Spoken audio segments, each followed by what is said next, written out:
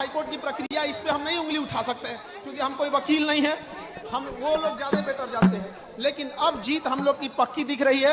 अब जो लोग कहते थे कि बच्चे कहाँ बचे हुए हैं, 2-4 गो तो बच्चे हैं, आज से 1 हफ्ता पहले ये बोला जाता था कि 2-4 बच्चे बैठे हैं। ये लोग देखिए, ये लोग शुरू दिन से आंदोलन को नेतृत्व कर रहे हैं, हम लोग तो लड़ ही रहे हैं। ये लोग बच्चों को छात्र नेता के रूप में बच्चों की आवाज पहुंचा रहे हैं। इनकी आवाज 65 दिन से दब रही थी, आज उसे हम लोग नया हुंकार दिया है और हम सब लोग का ये कलेक्टिव रिस्पॉन्स है। अब जो कह रहे थे कि बच्चे लौट चुके हैं, हार चुके हैं, अब सब ये कह रहे हैं अब तो री एग्जाम देना मजबूरी है, बट डेट का अनाउंसमेंट बाकी है। हाईकोर्ट से फैसला हम लोग के पास आएगा। जितना जल्दी री एग्जाम होगा उतने कम लोग फंसेंगे, जितना देर लगेगा उतना ज्यादा लोग फंसेंगे। फंसने का जिक्र किया आपने, मन्नू भाई पे भी, उनके ऊपर भी चार्जशीट हो गई है। अब चार्जशीट में क्या है क्या नहीं है वो देखा जाएगा, क्योंकि अभी तो हम स्टेज पे हैं, यहाँ से हम क्या बता पाएंगे। आप लोग मीडिया बंधु हैं, आप लोग साथ देते हैं, ये लोग हैं छात्र नेता, ये लोग ढूंढ के निकालेंगे लोग वहां पे क्या हो रहा है, और एक एक को अपराधी को बाहर भेजा जाएगा। आयोग अपने कुछ चहेते पत्रकार को भी रखी है, जिसके माध्यम से वो र्यूमर फैलाती है और कहती है कि री एग्जाम भूल जाइए। वो पत्रकार आयोग की ओर से बोलते हैं लोग और कहते हैं कि 70वीं 71वीं की तैयारी कीजिए। ऐसे ऐसे पत्रकार है जिसका भाई डीएसपी है, जिसको हम लोग जेल कराए हैं लोग, और वो भी बाहर आया है। अगर वो डीएसपी बाहर रह गया तो सारा सीट बेच देगा। सरकार बताए जिस डीएसपी को 3 महीना जेल की थी उसे छोड़ी क्यों? उस डीएसपी के घर में 8-8 आदमी अधिकारी कैसे निकल गए? वो लोग से एक बार सवाल पूछिए, जवाब नहीं दे पाएंगे।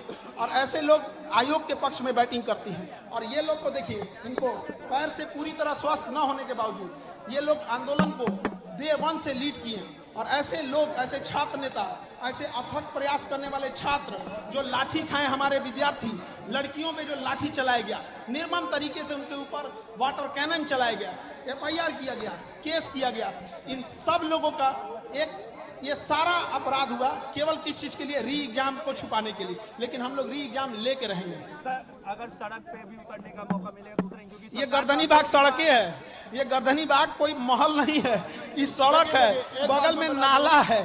तो हम लोग को यहाँ पे मच्छर कटवा रहा है, कूड़ा फेंकवाता है। आप देखिएगा ध्यान से ना, तो उधर ना पूरा कूड़ा का डंपिंग सेंटर है, पूरा बीमारी उधर से आता है। और इधर पुलिस के लोग बैठे, 3-3 गो थाना है, जब मन तब लोग कुछ कर सकता है। और इधर एक पागल खाना है कि अस्पताल है, क्या है पागल खाना है, क्या है पता नहीं क्या है। आंदोलन कंटिन्यू रहेगा। हाँ, अल्टीमेटम की रही बात तो हम बताते हैं, आज जितनी संख्या है इससे ज्यादा संख्या कल रहेगी। कल अगर री एग्जाम नहीं होता है तो उससे ज्यादा संख्या परसों रहेगी। सरकार मजबूर न करे कि हम लोग लाखों की भीड़ लेके गांधी मैदान पहुंच जाए, क्योंकि गांधी मैदान भी हमारा ही है, वो किसी सरकार की अपनी जागीर नहीं है।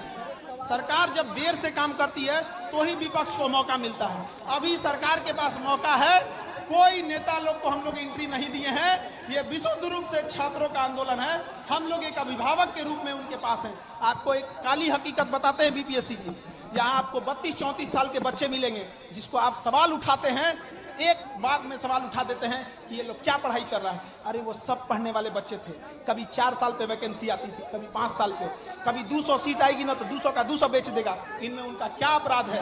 उनको नॉन सीरियस बोलती है ये आयोग, खुद नॉन सीरियस है, इसको री एग्जाम कराना पड़ेगा। देखिए, सबसे बड़ी बात है कि आज हम लोग फिर उतरे हैं रोड पर।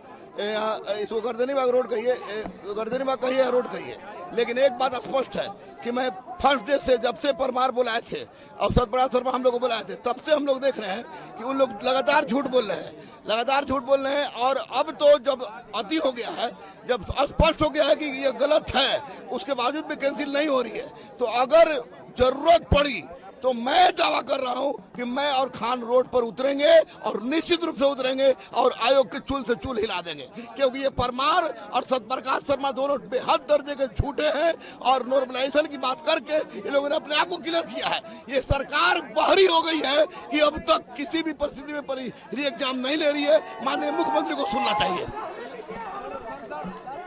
लंबे वक्त से आप प्रोटेस्ट कर रहे थे, छात्रों के साथ आए, अब वाहन भी तो लड़ाई जीत गए, अब बस ये तैयारी चल रही है कि कब केक काटा जाएगा। सरकार भी अब ये बात मान चुकी है कि अब री एग्जाम कराना इनकी मजबूरी हो गई है और सबके कलेक्टिव प्रयास से हम लोग अपनी मंजिल तक पहुंच गए हैं। अब चाहे मजिस्ट्रेट हो, प्रशासन हो, सचिव हो, बीपीएससी हो, सब यही मान चुके हैं कि अब हम लोग का री एग्जाम होके रहेगा। लेकिन क्या होता है कि कई लोग नाराज होते हैं ना, तो थोड़ा देर बाद मानते हैं, ये दिखाने के लिए कि हमारा भी ईगो है। तो ठीक है, सरकार भी अब ये मान चुकी है, प्रशासन, मजिस्ट्रेट, बीपीएससी, सचिवालय सब ये मान चुका है कि अब री एग्जाम कराना होगा। इसके अलावे सारे सबूत हम लोग के पक्ष में आ चुके हैं। खगड़िया, भागलपुर में क्वेश्चन पेपर पे टिक मार के आदान प्रदान किया गया। सिवान में एक कॉलेज है, हम इसका नाम हाईकोर्ट को बताएंगे, उसका बेंच नीले कलर का है, लंबा हॉल है, उसमें 35 मिनट टाइम देखा गया। मोतिहारी का एक कॉलेज है जिसका नाम हाईकोर्ट में बताएंगे, उसके रूम नंबर 35 और रूम नंबर 20, इन दोनों में धांधली हुई है। बैठा कोई और है, अब वो गया है बाथरूम, और उसके बाद बाथरूम के बाद वो आया है तो कोई और उसके जगह पे बैठ गया है। ये सबका सीसीटीवी प्रिजर्व किया जाएगा। आप मीडिया वाले गया और नवादा के डीएम से पूछिए वहां के ट्रेजरी से क्वेश्चन कैसे गया, क्योंकि ट्रेजरी तक जाने का एक्सेस हमारे पास नहीं है। 22 सेंटरों पे परीक्षा लेके नॉर्मलाइजेशन किया गया, जबकि इन्होंने ही कहा था कि नॉर्मलाइजेशन नहीं करेंगे। कैसे हुआ? 13 दिसंबर को जो परीक्षा हुई, उस परीक्षा में 6% रिजल्ट, और 4 जनवरी को जो होती उसमें 19% रिजल्ट। क्या जो बाद में परीक्षा हुई उन बच्चों को पैटर्न पता था, उनको पास पहले से एक्स्ट्रा टाइम था? ये सारी धांधलियां हुई हैं। हाईकोर्ट हम लोग के फेवर में फैसला देगा। अब ये हाईकोर्ट की मजबूरी है कि वो लोग जो है डेट दे रहे हैं, तो ये अलग बात है, क्योंकि डेट वगैरह होते रहता है। ये हाईकोर्ट की प्रक्रिया, इस पे हम नहीं उंगली उठा सकते हैं, क्योंकि हम कोई वकील नहीं है, हम वो लोग ज्यादा बेटर जानते हैं। लेकिन अब जीत हम लोग की पक्की दिख रही है। अब जो लोग कहते थे कि बच्चे कहाँ बचे हुए हैं, 2-4 को तो बच्चे हैं, आज से 1 हफ्ता पहले ये बोला जाता था कि 2-4 बच्चे बैठे हैं। ये लोग देखिए, ये लोग शुरू दिन से आंदोलन को